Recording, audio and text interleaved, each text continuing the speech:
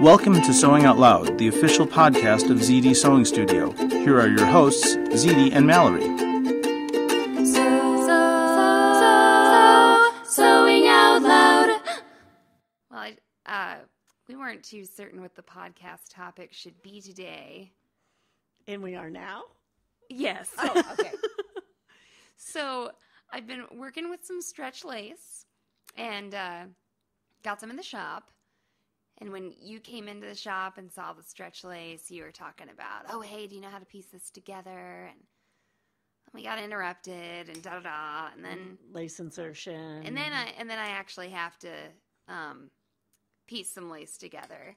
And I just did it the way I thought I should do it. And it looks fine, but I don't... You screwed it up, didn't you? Highly impossible. Is that rag you're wearing on your head? That piece of no, lace it's that you cute. screwed up? It's cute. Shut up. Okay. So, well, let me tell you what I did. And then you can tell me what I should have done. And you want me to be nice? Yeah. Okay. No, don't be nice because people... Be honest? No, people need to know how mean you are to me because we discussed this. No. We discussed this the first podcast we record. Okay, who sounds the meanest? No, okay, people of the internet, I will tell you, depending on what they watch, they decide that you're a monster or that I'm a monster. It's like one or the other. But, so if they wait, hold on, let me just tell you, because Mom doesn't like read all these comments. I do. So if they watch the jeans darning video, I'm just this like bitchy little teenager, and they're like, gosh, Mallory, you're so mean to your mom, da-da-da, okay? And then if they watch the how to laminate your own fabric video, you're just an idiot and you shouldn't even talk, apparently. They're like, people have been like, Mallory, stop being so mean to your mom in the jeans darning video, because I said something like, well, Mom told me I had to learn how to darn my own jeans, and I thought I was being funny. Right. And then right. In the laminating fabric video, you say something like, okay, and then you put this on top and iron, right? And I'm like, oh, no, you do it like this. And I thought we were being very civil to each other. And people are like, Mom, just get out of the video. Let the daughter do it on her own. So if you want to imagine our relationship, just imagine the relationship you have with your mom. I have often thought if there was ever like a crime in our family and anybody read our texting back and forth, not only you and me, but between all your the sisters, girls. right? Because there's three girls all together, and then me, that we would all go to jail because people would believe that stuff. Well, I kind of promised when we started this podcast that we wouldn't do these long wind-up intros. But anyway, okay, stretch lace. So what I did, I got in these 1 yard cuts of stretch lace, these assortments, and a yard is a pretty good, I think, amount to do like some cute little headbands and maybe like something across a shirt or, like neckline and stuff like that. But what I ended up doing was the Diana cardigan from Amy Barrickman's Magic Pattern book. And that cardigan has like this continuous curved hemline so that like the neckline and the hemline are all connected. Right. So I wanted to line. So it goes up around the collar and down the hem and everything, so and it's one piece. Yes. Yeah. And it was like 126 inches is what we sort of guesstimated out with the tape measure. That would be more than a yard. That's more than a yard. Exactly. Yes. So I had this stretch lace, and it was scalloped on both edges, and I think it's about 6 inches wide. So I cut it up the middle. So each yard gave me 2 yards of stretch lace. Yeah. And then I applied it around the neckline. And how I joined the pieces was I just lined up the scallop. Okay, so they're overlapped, and it's like right side on wrong side, just complete, like, both right sides of the lace are up and they're just overlapped.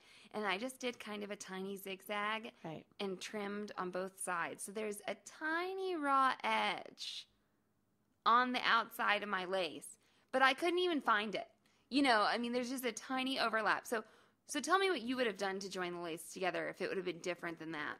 I would have done that. Oh, happy day. I'm going to editor, schmeditor, Sam, can you put in some applause? You're like, okay. The only other thing I could say is if you didn't like that raw edge, what you could have done is folded it back and zigzagged on top of a folded edge. Yeah. Then, then you would have had to, clip. There'd be two things to clip at the same time.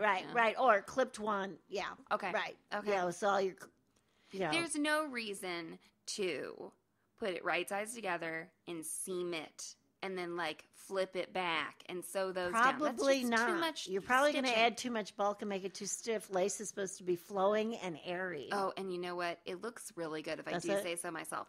I think, I was afraid it might look a little old lady-y. It's on this flowery Watch knit, Watch it. for Watch somebody. I made it for you. And it doesn't, I think it looks really nice, and there'll be some pictures. And then I made myself a little lace headband real quick. I'm not quite finished with it, but I think we'll put some instructions on the website for that because I have a cool way I think I want to finish my lace headband.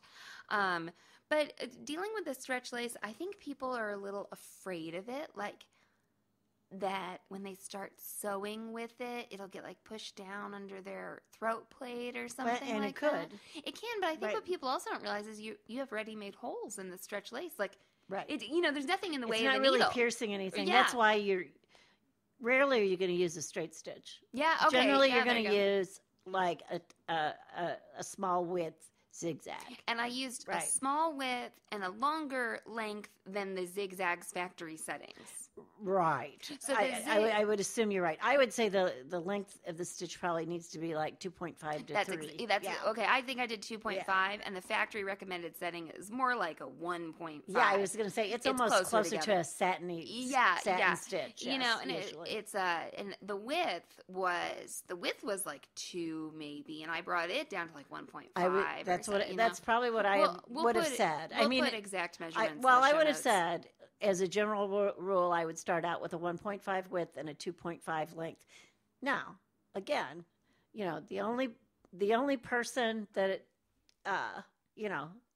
that sews the lace that it is sorry, or doesn't like it is the one that didn't try it out first, right? Right. Test it out. It out, right? Well, and there's two kinds of people, the successful one who tested it, and then the one that wishes they tested it. And I tested it without any water soluble stabilizer behind it, and I don't think I needed it. I think even the beginning seamstress stabilize again. That's another thing. It's a test. Yeah. Do you need stabilizer or don't you? And it's going to depend. It's going to depend on your lace, how it's made, how it's woven. It may depend on your machine and the quality of your feed dog. Well, I also think that change your needle. Just if you're about to sew on this delicate stuff, and what I would start like with a new is needle. the really sharp needles, like a Microtex, or a sharp 70 denim, anything that I know is really, really sharp. Microtex sounds really good, yeah. Or even and the small size needle, yes. Small Microtex. And then as far as thread, do you want me to tell you what I used, and then you can tell me if I'm wrong or not? Okay, you probably can't be wrong.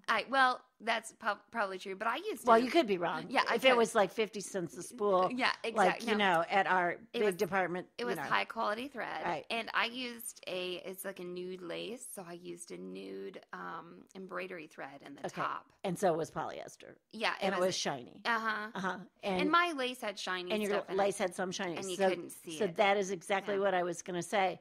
You probably want to match, color and sheen. So if you have a very flat lace and you put in a shiny, shiny poly or a shiny, shiny rayon, you're going to be sorry because you're going to see it. I think people don't realize how much you could get to really almost butcher lace. Not even stretch lace, but any lace. When people are putting it on wedding dresses or something, it's they put it up on the dress and they cut around the motifs and then stitch them on. Right. You really do get to do that. When I applied the lace around the neckline, I did pin it. And this is an add-on lace, so it's hanging off the edge. That's right. Okay. So I didn't finish off my cardigan. Just pretend I had no hem, no nothing on my cardigan. Right. And I just laid the wrong side of the cardigan down to the right side of the lace. The lace is hanging off the edge, just as though I was going to be wearing it. Okay? And I did a tiny zigzag right on top of those two layers. And then I trimmed away the lace because I'd say there's maybe an inch of scallop hanging out. And then there was still 2 inches left behind, under the jacket. And so I trimmed it closer in there. So why didn't you serge it? Well, I didn't serge it, and because I know there's a lace applicator foot, and I hadn't used it before. And tell me how you would have serged it, because I thought about that after I started on the sewing machine. I was like, oh, I should have just I don't know that I would have even used the lace applicator foot. I would have put the knit side down and the lace up. And would it have flipped out on me, though? You know what I'm talking about? So, which way does the seam flip on the serger? The right side of the top. The top side of the serger stitch. The upper looper side. The upper looper will flip back. Right, will flip back. Right. And you think it would have laid nicely. I was worried it would lay nice. But you could have tested it. I didn't get to test. You could have tested it. But what you said, I mean, not everybody has a serger. It's just that I'm a go-to serger kind of gal. Well, I want to talk about do you have anything else to add about the serger? Well, no. But, you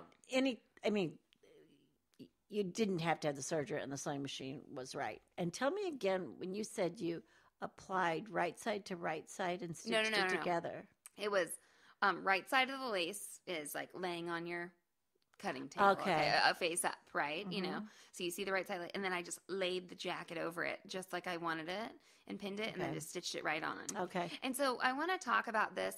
This is a feature of a sewing machine. This doesn't really, I don't know what the title of this podcast will be, but the left-right shift feature, or the needle position feature on a sewing machine. And we know from personal experience that Bernina has this needle position feature they talk about. So every stitch is movable. Just about every stitch is movable within the stitch area. And Baby Lock has it on some of their machines, like midline to higher end. And I love this feature that you can move the stitch within the stitch area. And what I could do with that was my zigzag, and once again, narrow, longer zigzag. I moved it all the way to the right, okay? So it was all the way to the right side of the foot. Right. So I could line up the edge of my jacket, the edge of my cardigan fabric, with that little groove that's right on the edge of the stitch area. You picked a landmark. Yeah, I picked a landmark, and I'd pinned the lace, and you know what I did? I picked a landmark on the lace. There was like this swirl in the pattern, so that's where I, chose to line it up at, each and every time. But what that did was, when we talk about like lace getting sucked up into your feed dogs, since my stitch got to move all the way over to the right, my needle was supported every time on that, right bite of the zigzag. It was supported on all three sides of the needle. So I really like that feature. People don't realize why that's important. Because on every machine, just about, you can move the straight stitch within the stitch area. Right. But not like the zigzag or... And another stitch that you might use to apply lace with is going to be an applique stitch. Where it looks, it looks straight, and then one stitch over. There's and a back. bite. Right. It's a bite. It's just taking the bite out. And again, that usually you can move within the feet dog area. Yeah, like within that. the stitch. Yep. And then if you can't move your stitch, it's okay, but I really did like that. I think another foot you could use when you're applying something like this is that edge joining foot, which absolutely whole other podcast. Oh, no, Next podcast, absolutely. I mean, there used to be a few, a lot of feet come with machines now. It wasn't always that way, you got a few functional feet, but you never got, what I would call the trick feet or the fun feet. And there was a point in time where I was like the Gestapo of feet, and you always left the shop when you bought a sewing machine. You always left with that edge stitch foot, and you always left with an open-toed applique foot. I mean, because there were so many things you could do with it. Well, and so that is another podcast. I will yes, it is. It's the next one. So we should call it Gestapo. I don't know if like Gestapo, so like you like mandated people must I did. I guess that, yeah, okay. I did. All right. I did. I was like the foot Nazi. There you go. There you go. Yeah. Except more feet for you, no feet for you. We didn't experiment on them or anything. Yeah. So, we, the other foot that I like for people to leave with in Baby Lock land is the narrow zipper foot. Oh, absolutely. You mean like the old-fashioned zipper right, the old-fashioned is what I call it, the one that moves back and forth. Yeah. Right, and it's only on one side of the needle. Not only the one that moves back and forth, but there's one that's like just real narrow and stationary, and you move your needle. But I like the one that moves back and forth too. Right. So stretch lace, I guess to conclude, let's Well, I think we need to clarify something that you haven't said. Okay. You've been talking about stretch lace in a certain width that you use as You're trim. totally right. Stretch lace trim. Yeah. Right. You're talking about trim because there is stretch lace. You got it. No, you that should say is that. yardage. Yeah. So I just wanted to make sure we haven't addressed, yardage, so to speak. And this in the show notes we'll be linking to some photos and stuff like that.